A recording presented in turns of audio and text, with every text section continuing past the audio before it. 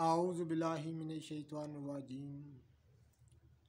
बिस्मिल्लाहिर रहमानिर रहीम। अल्लाहुम्मा सल्लि अला सय्यदना मौलाना मुहम्मदिन व अला आलिहि व सहबिहि व बारिक वसल्लम। तमाम तारीफ़ें रब्बुल इज़्ज़त की हैं जो तमाम जहानों को पालने वाला है। मैं हूँ हकीम आमिर शहज़ाद डस्का से।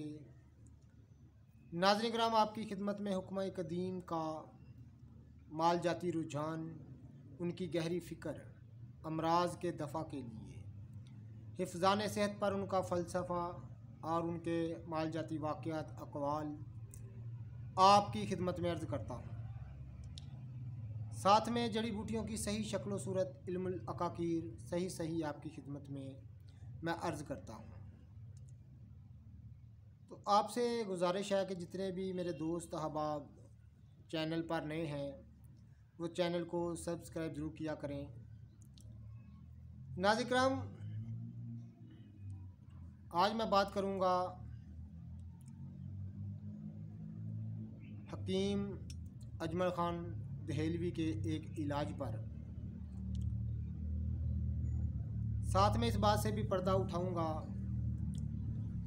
कि साहिबाने कमाल जो लोग थे उनको किस कदर महारत थी मुफ़रत चीज़ों से इलाज की। हमारे इस इलाके में, हमारे इस कस्बे में, शहर के करीब मेरे एक बहुत अच्छे दोस्त थे जो कि एक बहुत बड़े ज़िम्मेदार थे। वो महाजिर थे और हिजरत करके यहाँ आए थे और वो जो गुरदासपुर की तहसील है गढ़ शंकर के वो रहने वाले थे, जो पिछला उनका इलाका था। तो यहाँ पर हमारे डस्के के साथ ही उनका गांव था जहाँ पर 100 एकड़ से भी ज़्यादा उनकी रकबा था। तो बहुत बड़े ज़िम्मेदार थे। तो मेरे बड़े अच्छे दोस्त थे क्योंकि वो तिब से काफ़ी लगाव रखते थे। नाम उनका मोहम्मद ख़ान था, ज़ात के वो राजपूत थे। वो मुझे फरमाते हैं कि जब हिंदुस्तान और पाकिस्तान की तकसीम हुई तो मैं उस वक़्त ग़ालिबन 25 साल का था जब उनकी वफ़ात हुई। काफ़ी अर्सा हो गया उनकी वफ़ात हुई है। तो 100 साल से ज़्यादा उम्र थी उनकी। तो तकरीबन को वफ़ात उनकी हुई भी तकरीबन मेरा ख़्याल है कोई 14-15 साल हो गए होंगे। तो मेरा काफ़ी उनसे मिलन गिलन था, उनके साथ मोहब्बत थी काफ़ी, क्योंकि वो तिब से काफ़ी ज़्यादा लगाव रखते थे और बाकायदा इलाज मालजा तो नहीं करते थे लेकिन वैसे ही वो लगाव रखते थे। यानी पेशा उनका हिकमत नहीं था, वो पेशे के लिहाज से हकीम नहीं थे, वैसे वो लगाव रखते थे। तो मुझे एक दफ़ा उन्होंने फरमाया कि मैं मैदे के अमराज में मुब्तला हो गया। काफ़ी इलाज मुआवजा करते रहे, काफ़ी तदबीरें इख्तियार की लेकिन कोई भी कारगर साबित ना हुई। क्योंकि वो कहते थे कि हमारे को ख़ानदान के लोग जो थे वो दिल्ली में अपना कारोबार करते थे। इंडिया का शहर दिल्ली जो है उसमें अपना को कारोबार करते थे। तो उन्होंने मेरे वालिद साहब से दरख्वास्त की कि आप इसको हमारे साथ दिल्ली भेज दें। तो वहाँ एक से एक बढ़कर तबीब हैं, डॉक्टर हैं, हस्पताल हैं, तो कहीं से इसका इलाज करवाते हैं। तो काफ़ी ज़्यादा उनको फ़िक्रमंद थी कि इतना प्यारा नौजवान है तो मैदे का इलाज नहीं हो रहा। मैंने उनसे दरियाफ़त किया कि आपको क्या मर्ज़ था, मैदे का कौन सा मर्ज़ था। वो कहते थे कि एक तो कभी कभार शदीद दर्द उठता था और ख़ुद ही खुद माकूफ़ हो जाता था। एक तो ये मर्ज़ था। दूसरा, हर तीसरे चौथे दिन ज़ोर की हिचकी आती थी और एक दो दिन अपना ज़ोर करके फिर कम हो जाती थी। ऐसी कई अलामतों का उन्होंने ज़िक्र किया और साथ में किडनी की भी शिकायत की कि मुझे किडनी की भी शिकायत थी। इस तरह कई अलामतें वो बताने लगे मुझे। कहते हैं कि मेरे वालिद साहब ने उनके साथ मुझे जाने की इजाज़त दे दी। तो जब हम दिल्ली पहुँचे,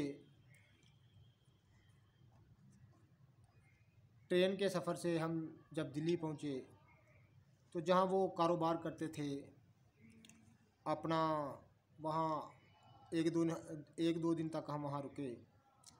तो वो आपस में मशवरा करने लगे और साथ में इस बूटी का मैं तज़किरा करूँगा और हकीम अजमल ख़ान साहब को जो इलाज मुआलजा की मलका हासिल थी उसका भी तज़किरा करूँगा और ख़ास तौर पर साथ में इस बूटी का, क्योंकि अजमल ख़ान दहलवी साहब ने इसी बूटी से इलाज किया था। तो ख़ुद मोहम्मद ख़ान साहब ने मुझे ये वाक़या सुनाया था। वो आपस में मशवरा करने लगे और उन्होंने एक दूसरे से मशवरा किया, वहाँ के जो लोग दिल्ली के रहने वाले थे उनसे मशवरा किया कि कौन सा बेहतर मालज है कि ये लड़का हमारा काफ़ी देर से मैदे के अमराज में, मुख्तलिफ़ अमराज में मुब्तला है, तो कौन सा तबीब, किसी तबीब को दिखाएं, कौन से अस्पताल में दिखाएं।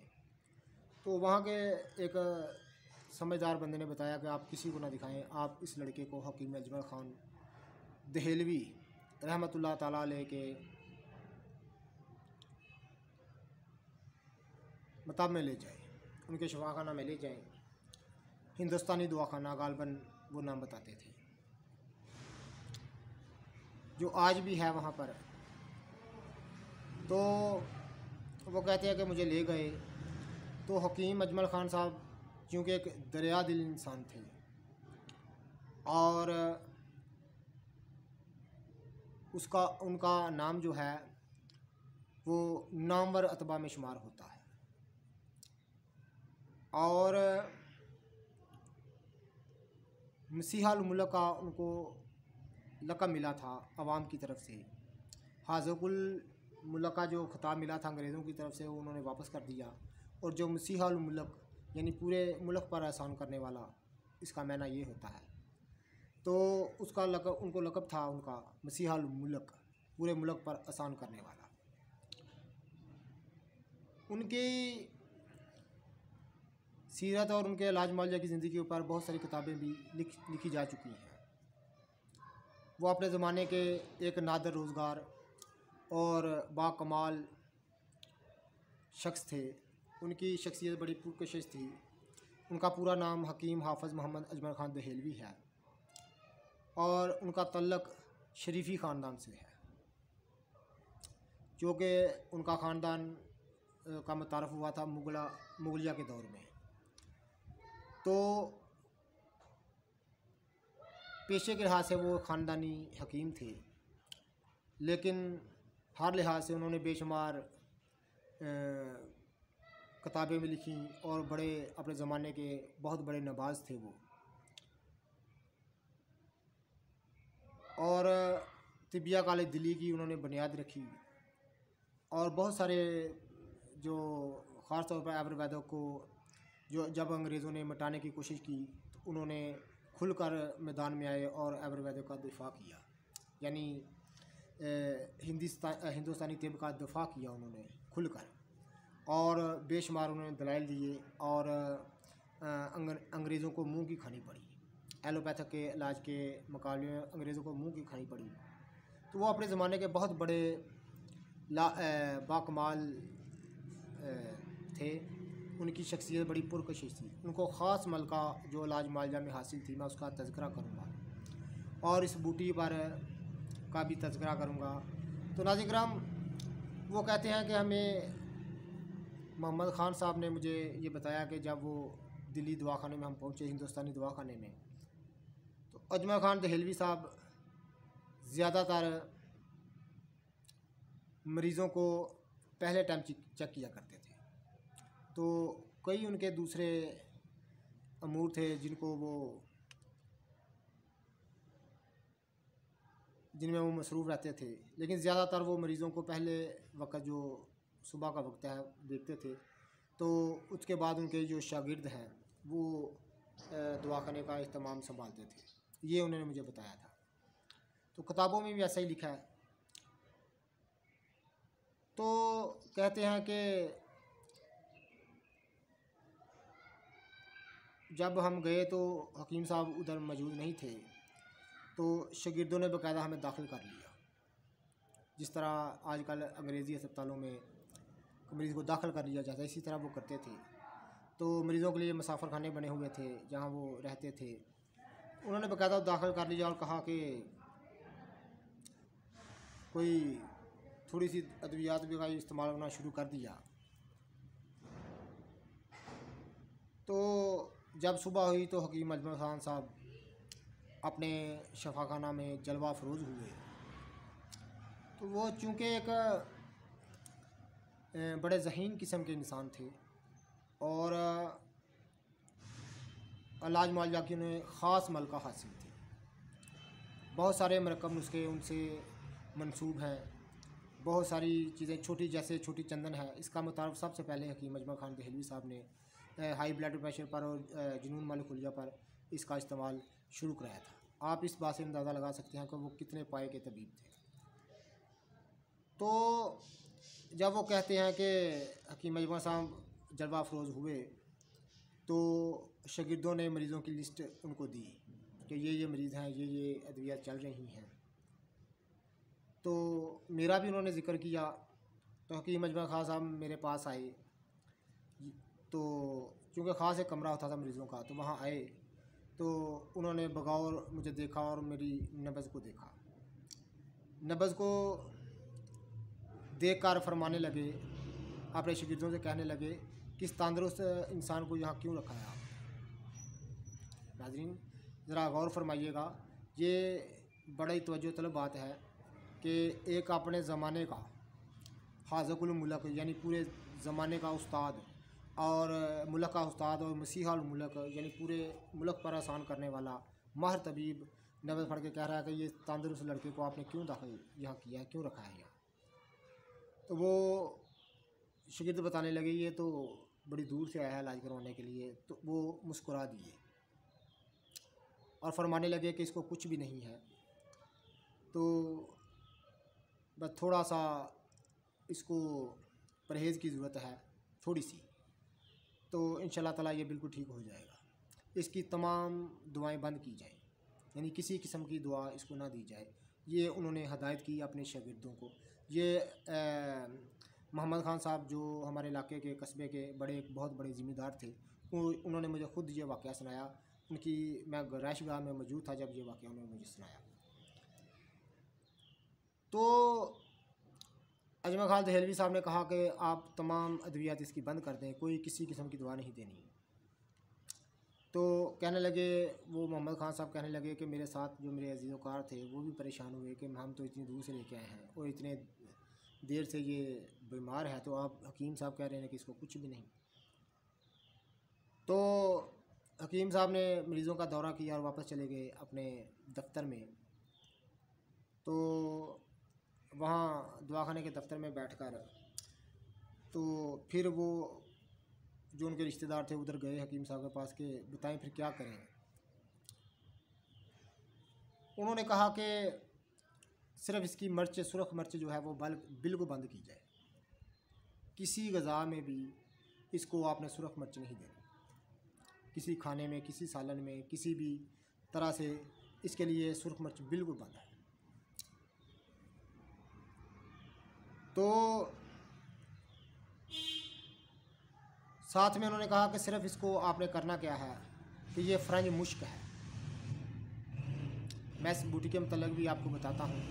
आपने नेट पर बहुत सारी वीडियोस देखी होंगी, लेकिन कोई भी इसका जो अकाकीर इस तरह में जो इसका सही नाम है कोई भी नहीं बताता। सब इसको न्याज़ गोई कहते हैं, तो वो भी नाम ठीक है, लेकिन असल इसका इल्मुल अकाकीर इस्तिलाह में इसको नाम फ़रंज मुश्क है। ये नियाज़ बो का होता है, लेकिन असल इसका नाम फ़रंज मुश्क है। तो नाज़िराम, इसके मतलब मैं बाद में बताता हूँ। तो अजमल ख़ान दहलवी साहब ने कहा कि 2 वक़्त इसको फ़रंज मुश्क का कहवा दिया जाए, जोशांदा दिया जाए। आप इसको घर में ले आएँ तो कुछ दिनों के बाद मुझे फिर दिखा लेना। मोहम्मद ख़ान साहब कहते हैं कि मैं घर चला गया उनके साथ, और सुर्ख मिर्च बिल्कुल बंद कर दी गई, किसी तरह से भी नहीं खानी। और चंद दिन इसका जोशांदा पीने से मेरी तमाम अलामतें दूर हो गई, तमाम तकलीफ़ें दूर हो गई। और जब हम चंद दिनों के बाद हकीम अजमल ख़ान दहलवी साहब से मिलने आए, उनसे रुख्सती लेने आए कि हम वापस चले जाएं, तो अजमल ख़ान दहलवी साहब ने कहा कि आप का शुक्रिया अदा करने आए। तो उन्होंने मुस्कुरा कर कहा कि मेरा शुक्रिया अदा ना करें, फ़रंज मुश्क का शुक्रिया अदा करें। ये उनके अल्फाज थे। ये मोहम्मद ख़ान साहब ने मुझे ये वाक़या सुनाया जो उन्होंने पेश आया हिंदुस्तानी दवाखाना दिल्ली में। हकीम हाफ़िज़ अजमल ख़ान दहलवी रहमतुल्लाह ताला अलैह, जो कि अपने ज़माने के पाए के तबीब थे और माहिर नबाज़ थे और दरिया दिल इंसान थे, और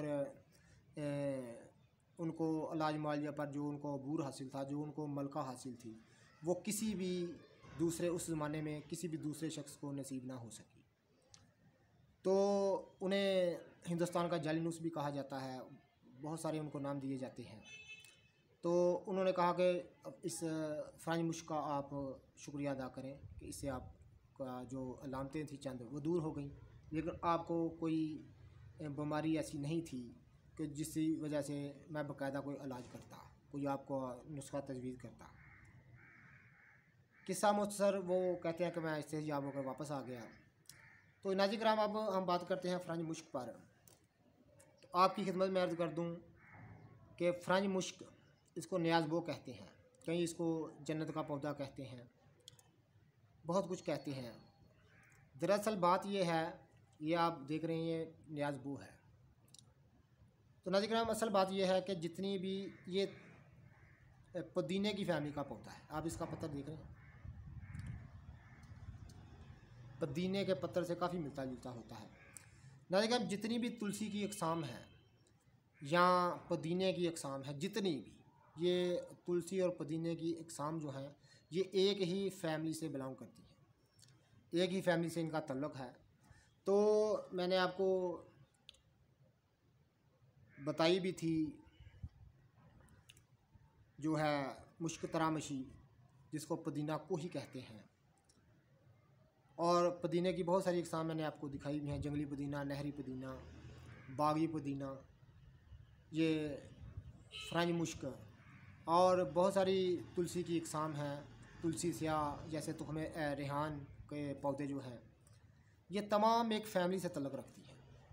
तो नाज़िराम, इनको ख़ास तौर पर मैदे के अमराज़ को दूर करने के लिए ख़ास नामवरी हासिल है इन बूटियों को, क्योंकि ये एक ही फैमिली से तल्लुक़ रखती हैं। इनके तमाम के ख़वास मिलते जुलते हैं। तमाम पुदीने की अक़साम और तुलसी की तमाम अक़साम के ख़वास ग़ालिबन मिलते जुलते हैं। तो नाज़िराम, ज़्यादा तफसील मैं नहीं जाऊँगा, क्योंकि मैं पहले भी इन बूटियों के मतलब बहुत आपकी खिदमत में अर्ज़ कर चुका हूँ। तो इनको ख़ास मैदे के अमराज़ के लिए नामवरी हासिल है, और हर किस्म की मैदे की शिकायत दूर करने के लिए ज़ुफ़े जिगर, ज़ुफ़े मैदा, इश्तहा की कमी और मैदे की बरूदत और यबूसत, तमाम के लिए इनको ख़ास नामवरी हासिल है। तो हम भूल गए हैं मुफ़रत चीज़ों से इलाज करना। तो नाज़िराम, आज तरह तरह के अमराज़ में मुब्तला हैं। जब हम लोग इन चीज़ों से इलाज किया करते थे, इन मुफ़रत चीज़ों को इस्तेमाल किया करते थे, तो हमारी सेहतें भी अच्छी थी, हमारे अमराज़ बहुत कम थे और बहुत अच्छी सेहत बहुत अच्छी होती थी। तो आज हम इन चीज़ों को भूल गए हैं इस्तेमाल करना। इसी तरह से इसीलिए तरह तरह के अमराज़ के जंगल में फंसे हुए हैं। तो अल्लाह ताला हम सबको अपने हिफ्ज़ व अमान में रखे। अल्लाह हाफ़िज़।